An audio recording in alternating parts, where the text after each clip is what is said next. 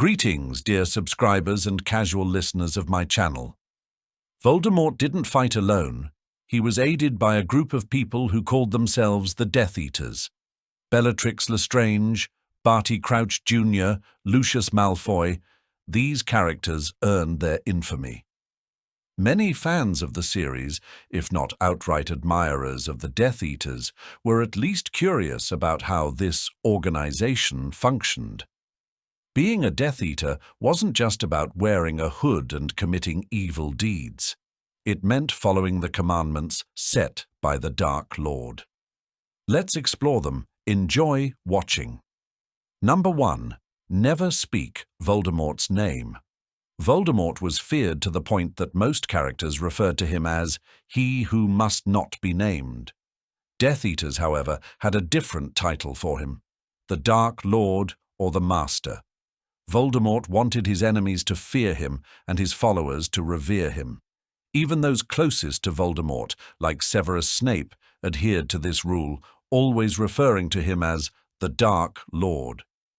Above all, Voldemort's real name, Tom Riddle, was strictly forbidden.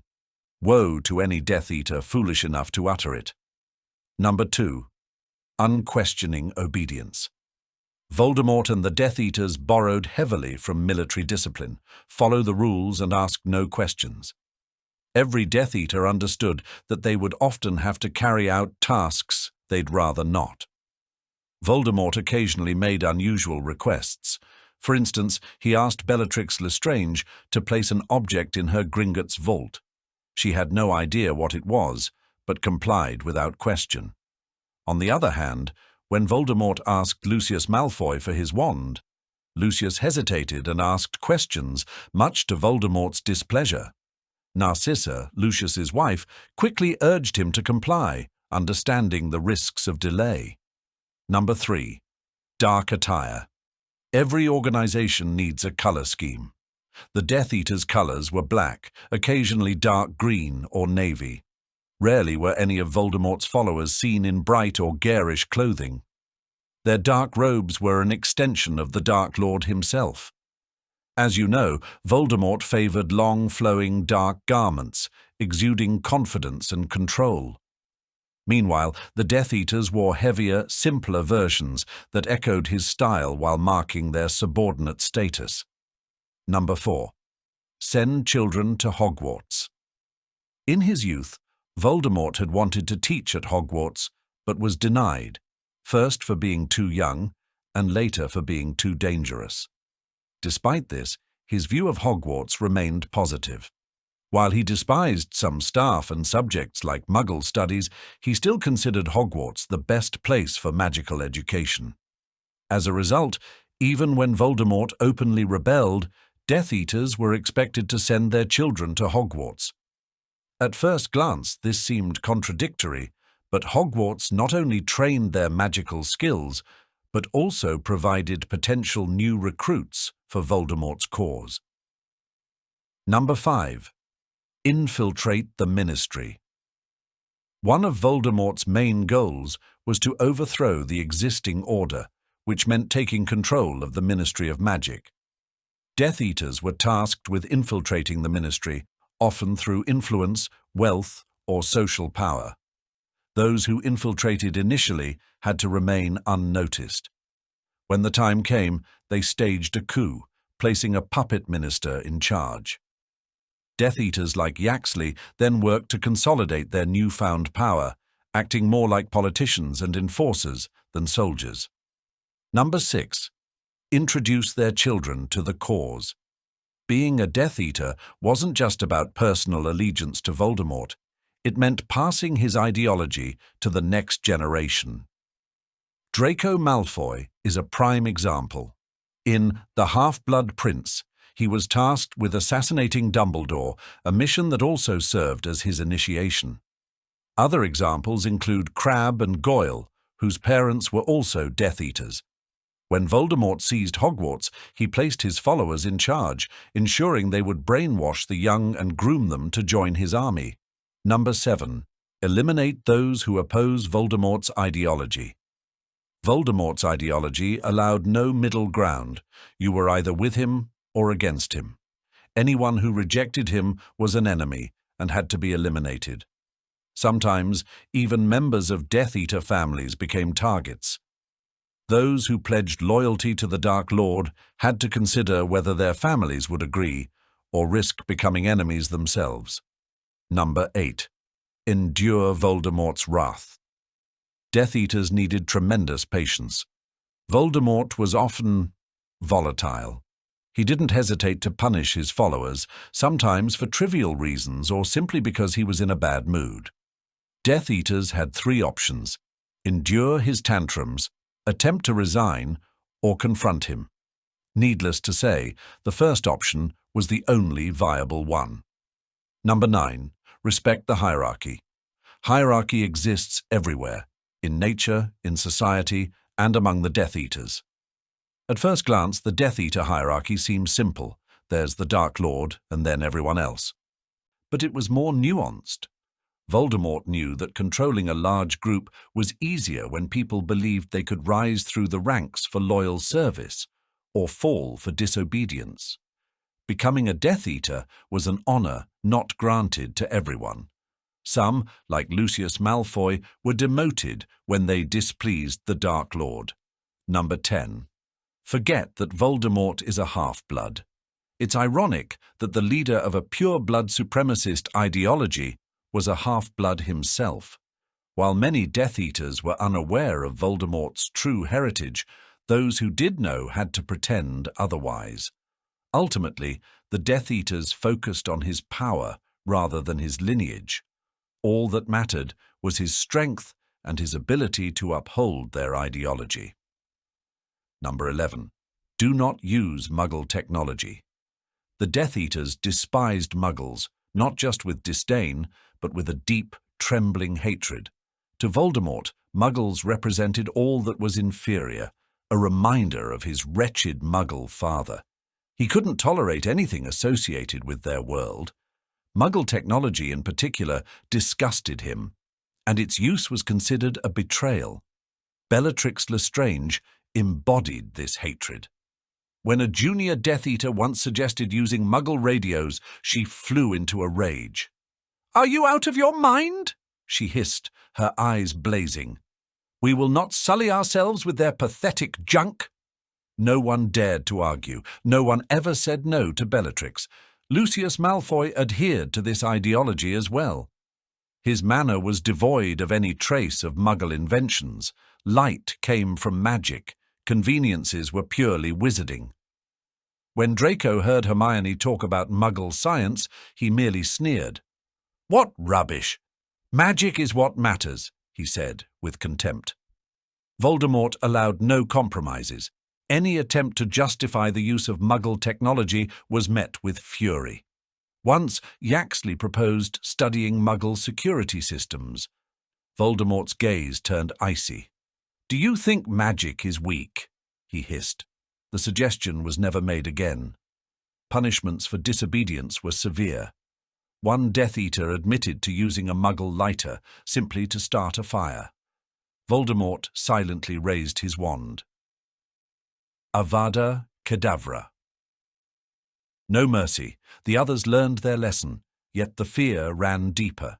Some secretly admired Muggle inventions. Even Lucius Malfoy, proud of his pure-blood heritage, kept an antique Muggle lantern. When questioned, he called it a trophy, but everyone knew he treasured it. Voldemort's mantra was, "Magic is supreme." These words were repeated endlessly, but beneath them lay his past. He had grown up among Muggles, and their technology reminded him of those years, of a weakness he loathed. When the Death Eaters seized control of the Ministry of Magic, they launched a campaign against Muggle objects. Any wizard found using such items was persecuted. The objects were destroyed in public displays, meant as demonstrations of power. Number 12. Show no mercy to enemies. The Death Eaters knew no mercy. Voldemort despised kindness, considering it a weakness. He often said, "Pity makes you vulnerable. Vulnerability kills." His followers absorbed this as gospel. Bellatrix Lestrange lived by this principle. She reveled in others' suffering. When torturing Hermione at Malfoy Manor, her voice quivered with delight. "You cannot understand what true magic is," she screamed, feeding on the fear in Hermione's eyes. Bellatrix knew no compassion, ever. Voldemort demanded ruthlessness. Once Draco Malfoy hesitated before killing someone. Voldemort looked at him with disdain. "Weakness is unacceptable," he said, his words carrying the weight of a death sentence. Draco froze, realizing that mercy was unforgivable here. Severus Snape understood this better than anyone. When he killed Dumbledore, his face remained cold, devoid of emotion. Yet inside, he was torn apart. He knew any display of weakness could betray him. To Voldemort, pity was equal to treason. Lucius Malfoy struggled with this rule. He disliked unnecessary bloodshed, especially when children were involved. But Voldemort tolerated no such sentiments. "Your pity weakens us," he once told Lucius. Silently, Lucius nodded, knowing he had no choice. The Death Eaters suppressed all emotion. On the battlefield, this was evident. They killed swiftly and coldly. When Dolohov tortured a Muggle, he smiled. "Look how easily these wretches break," he exclaimed. For them, cruelty became second nature. Amelia Bones fell victim to their ruthlessness. Strong as she was, they gave her no chance. The Death Eaters surrounded her home, and Voldemort commanded, "No witnesses." They obeyed without hesitation, making it a brutal display of their mercilessness. One mistake could cost a life. A new recruit once refused to kill a Muggle. Voldemort forced him to correct his error. "You are either strong or dead," he said. The recruit returned trembling, but he had fulfilled the order. It was a lesson for all. Number 13. Revere Voldemort's magical artifacts. Voldemort's magical artifacts were sacred, each one a part of his soul. The Death Eaters knew they were untouchable. Even a casual glance could lead to death. Voldemort tolerated no disrespect toward his relics. Bellatrix Lestrange safeguarded Helga Hufflepuff's cup, hiding it in her Gringotts vault. To her, it was a great honor. She guarded it as a holy relic. "This is the heart of the Dark Lord," she said with reverence. No one dared to come near it. Lucius Malfoy was entrusted with Tom Riddle's diary, yet he failed to grasp its true value and used it in his schemes. When Voldemort returned, he was furious. "You played with my soul," he hissed. Lucius lost his master's trust forever. To Voldemort, the Horcruxes were not mere objects. They were extensions of himself. "They are me," he told his followers. The Death Eaters understood that any threat to these artifacts was a threat to him. Even a hint of disrespect was met with severe punishment. Dolohov once accidentally touched the locket. Pain shot through his hand. When Voldemort learned of this, he said coldly, "You are unworthy to be near it." Dolohov was publicly humiliated. Severus Snape kept his distance from the artifacts, understanding both their power and their danger. "These things are perilous even for us," he once told Bellatrix, a rare moment of fear from the usually stoic man. Even those who didn't know the artifact's secrets sensed their menace.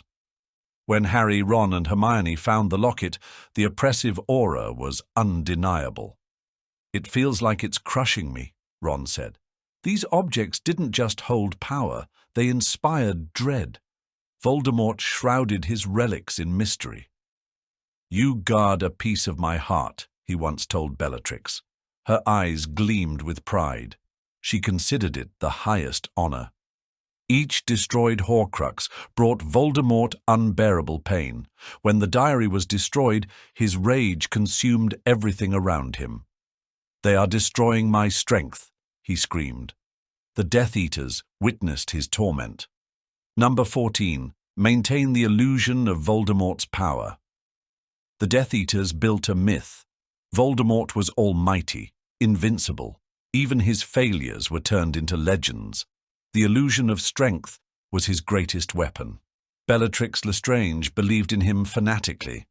After the battle at the Ministry, she insisted the Master was merely toying with Dumbledore. She told everyone that Voldemort could have destroyed him at any moment. "He needed to show who's in charge," she added, her eyes alight with fervour. Lucius Malfoy perpetuated the myth more subtly. At dinners, he whispered, "You have no idea how powerful he truly is." Even skeptics began to believe him. His words carried conviction, leaving no room for doubt. Voldemort's return was framed as a miracle. McNair declared, "He conquered death itself." Such statements instilled fear. Even his enemies began to question reality, unable to distinguish truth from fiction. Severus Snape played this game masterfully. "He was never truly gone," he once said, staring unflinchingly.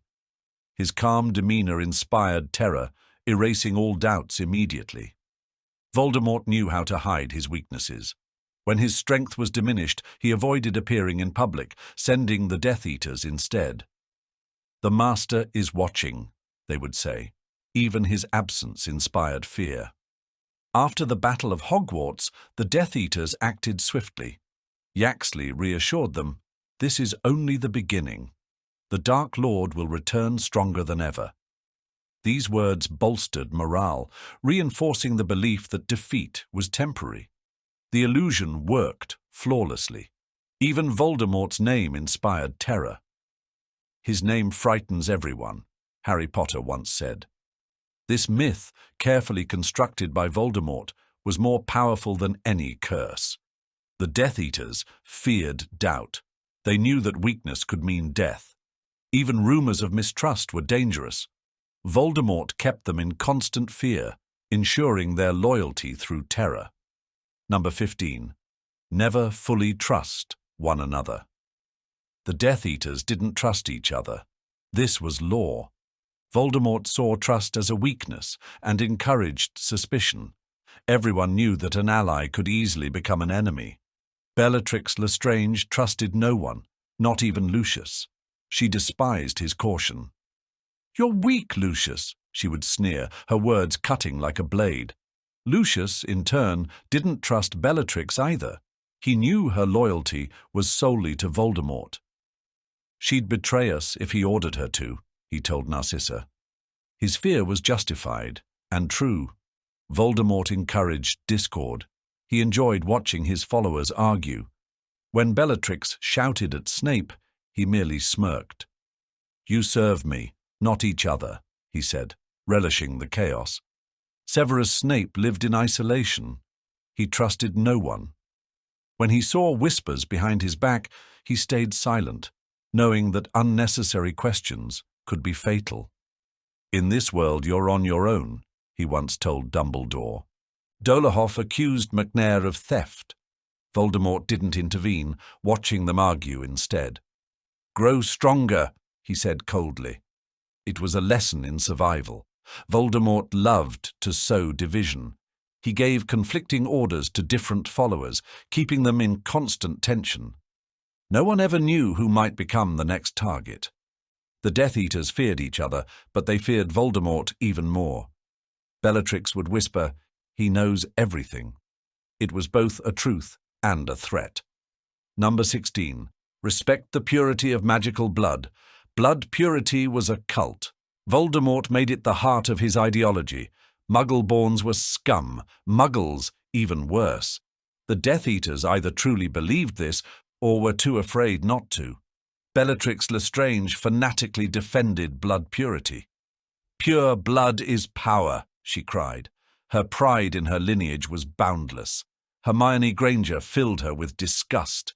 "Mudblood," she hissed, spitting the word like a curse.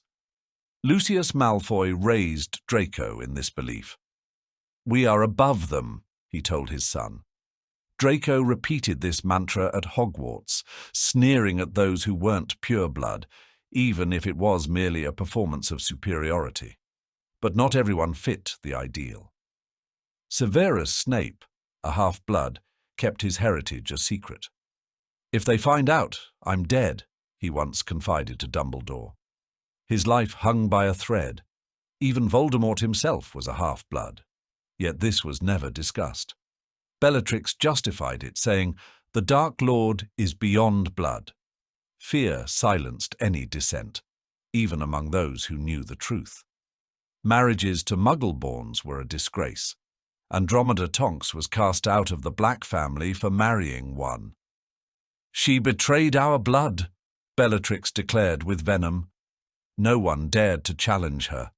The idea of blood purity was an illusion. Many pure-blood families had intermingled with Muggles. "There are no true pure-bloods left," Sirius Black once said. His words were dangerous and true. Voldemort reinforced this idea through fear. The Ministry set up commissions to investigate bloodlines. Muggle-borns were hunted, stripped of their wands. It was a full-scale witch hunt. Even doubters remained silent. Suspicion could be deadly. Voldemort punished even minor deviations from his doctrine. No one wanted to be the next victim. Number 17. Fulfill oaths of loyalty. An oath to Voldemort was eternal. Breaking it meant death. Every Death Eater understood there was no way out. The Dark Lord never forgave. The Dark Mark was more than just a symbol. It bound the soul to Voldemort. Bellatrix wore it with pride. "It's an honor," she would say. When the mark burned, Death Eaters dropped everything. The command was absolute. Some swore their loyalty through blood. Lucius Malfoy recalled this solemnly. "We vowed until death," he once told Draco, his voice heavy. There was no joy in those words. Oaths were proven through actions. Severus Snape killed Dumbledore to demonstrate his loyalty. Voldemort was pleased. "You have earned my trust," he said. But Snape knew that Step had sealed his fate. Regulus Black broke his oath. He stole a Horcrux and attempted to destroy it, defying Voldemort. Regulus paid with his life. "Those who betray do not live," Voldemort whispered, glaring at his followers. The Dark Lord's orders were not to be questioned. Dolohov tortured a Muggle without hesitation. He understood that refusal equaled death. "I serve the Dark Lord," he repeated. It justified everything. Even the thought of betrayal was dangerous. A young Death Eater hesitated before swearing his oath. Voldemort noticed. "Are you afraid?" he hissed. The young man immediately pledged himself, paralyzed by fear. The oath bound more than just through magic. "You are mine," Voldemort declared. There was no escape, not even in death. Number 18. Revere the Dark Mark. The Dark Mark was more than a symbol. It was branded by Voldemort himself, binding the soul to the Dark Lord. There was no escaping it. It was both a mark of pride and a curse. Bellatrix Lestrange adored the mark. "It's a symbol of the chosen," she said with fiery eyes. Whenever the mark burned, she abandoned everything. The mark called, and Bellatrix obeyed without hesitation. Severus Snape loathed it. To him, it was a chain. "It burns, not just the skin, but the soul," he once told Dumbledore. Every time the mark seared, he knew there was no choice. The mark's summons felt like fire. Lucius Malfoy told Narcissa, "It reminds us who we belong to." When the mark called, resistance was impossible. Everyone knew it was the Dark Lord's command, but the mark had to be respected. Dolohov once touched it carelessly. Voldemort noticed. "Do you disrespect my symbol?" he hissed. The consequences were severe. After that, no one dared repeat his mistake. That's all for now. Thank you for watching to the end. I hope you found it interesting. If so, don't forget to like, share your thoughts in the comments, and subscribe to the channel.